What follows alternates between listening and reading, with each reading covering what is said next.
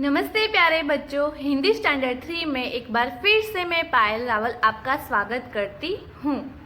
बच्चों, जैसा कि हम जानते हैं कि पहले अध्याय में हमने ऐतिहासिक स्थलों के नाम और उनकी विशेषताओं के बारे में जाना और हमने राष्ट्र चिन्हों यानी कि प्रतीकों के बारे में भी जाना और कविता के कवि यानी कि निरंकार देव सेवक के बारे में भी जाना। तो बच्चों, आज के सेशन 2 में हम कविता को अच्छे से पठन करेंगे, उसके बाद कविता को समझेंगे और कविता में आ रहे नए शब्द और शब्दार्थ के बारे में जानेंगे।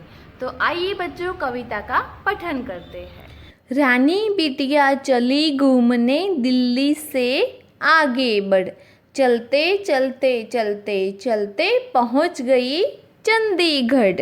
चंडीगढ़ से जयपुर पहुंची, जयपुर से रामेश्वर, रामेश्वर से चलते चलते लौट चली आई घर। माँ ने पूछा रानी बिटिया कहाँ गई थी बाहर? बिटिया बोली कहीं नहीं माँ, मैं थी घर के अंदर। घर के अंदर रानी बिटिया ऐसा झूठ सरासर, झूठ नहीं माँ सच कहती हूँ भारत मेरा घर। यानी रानी नाम की लड़की दिल्ली से घूमने जाती है। जैसे बच्चों आप अपनी छुट्टियां में घूमने जाते हैं, वैसे ही वह दिल्ली से चलते चलते चंडीगढ़ पहुंच जाती है। बच्चों, चंडीगढ़ भारत का एक केंद्र शासित प्रदेश है जो भारतीय राज्यों पंजाब और हरियाणा की राजधानी भी है। इसके नाम का अर्थ है चंडी। यह हिंदू देवी दुर्गा के एक रूप चंडिका या चंडी के एक मंदिर के कारण पड़ा है। यहाँ की कला और संस्कृति काफ़ी समृद्ध है। यहाँ पर सुखना झील, rose garden, musical fountain, butterfly park आदि पर्यटन के सारे आकर्षण केंद्र है। फिर रानी बिटिया चंडीगढ़ से आगे जयपुर पहुंचती है और वह जयपुर घूम के वह वहां से रामेश्वर पहुंचती है और रामेश्वर से चलते चलते वह वापस अपने घर लौट आती है। जयपुर बच्चों, राजस्थान की राजधानी जयपुर को पिंक सिटी अथवा गुलाबी नगरी नाम से जाना जाता है। जयपुर का अर्थ है जीत का नगर। जयपुर राजस्थान का सबसे बड़ा शहर है। यूनेस्को द्वारा जुलाई 2019 में जयपुर को वर्ल्ड हेरिटेज सिटी का दर्जा दिया गया है। जयपुर में जंतर मंतर, गोविंद जी का मंदिर, सिटी पैलेस, आमेर का किला, हवा महल आदि पर्यटन के सारे आकर्षण केंद्र है। और बच्चों, रामेश्वरम हिंदू का एक पवित्र तीर्थ है। यह तमिलनाडु के रामनाथपुरम जिले में स्थित है। यह हिंद महासागर और बंगाल की खाड़ी से चारों ओर से घिरा हुआ एक सुंदर शंख आकार द्वीप है। इसके अलावा यहाँ स्थापित शिवलिंग 12 ज्योतिर्लिंगों में से एक माना जाता है। यहाँ पर अन्य इंदिरा गांधी रोड ब्रिज, रामनाथ स्वामी का मंदिर, पंचमुखी हनुमान जी का मंदिर आदि पर्यटन के सारे आकर्षण केंद्र है।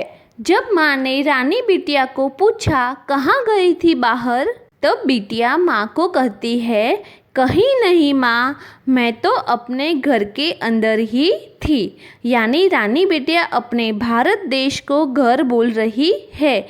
यानी कवि यहाँ पर बच्चों को देश के प्रति भावना जागृत करवाना चाहते हैं। फिर माँ रानी बिटिया को कहती है कि बेटा पूरी तरह से झूठ बोलने का, क्योंकि माँ को ऐसा लगता है कि बिटिया उनसे झूठ बोल रही है। फिर भी कहती है कि मैं तो अपने घर में ही थी। रानी बिटिया माँ को बताती है कि मैं झूठ नहीं बोल रही हूँ, सच कहती हूँ। माँ, मेरा घर भारत है और मैं मेरे घर में ही थी। तो बच्चों, यह कविता वसुधैव कुटुंबकम की भावना पर आधारित है। यानी अनेकता में एकता की बात का उद्देश्य किया गया है। बच्चों, प्राचीन काल से अब तक भारत के कुल कितने नाम रखे जा चुके हैं पता है आपको? उसका सही उत्तर है भारत, इंडिया, हिंदुस्तान आर्यव्रत, जम्बूद्वीप, भारतखंड और हिंद। हमारे देश का सबसे पहला नाम जम्बूद्वीप था। उसके बाद आर्यव्रत, भारतवर्ष, हिंदुस्तान, हिंद, इंडिया और अब भारत है। वर्तमान समय में भारत के 3 आधिकारिक नाम हैं। पहला है हिंदुस्तान, दूसरा इंडिया और तीसरा है भारत। तो बच्चों, अब हम यह पाठ में आ रहे नए शब्द और शब्दार्थ के बारे में जानेंगे। नए शब्द, पहला है घूमना। घूमना यानी टहलना, फिरना। दूसरा है आई घर। आई घर यानी घर वापस आ गई। तीसरा सरासर। सरासर का मतलब होता है पूरी तरह से। शब्दार्थ, पहला है बिटिया यानी पुत्री और बेटी। दूसरा है माता या जननी। तीसरा बोली। बोली यानी आदेश देना या आज्ञा देना। चौथा है अंदर। अंदर का मतलब होता है भीतर या आंतरिक। तो बच्चों, अब हम नेक्स्ट सेशन में यह पाठ में आ रहे प्रश्न के उत्तर के बारे में जानेंगे, तुकान शब्द के बारे में जानेंगे और सर्वनाम के बारे में जानेंगे।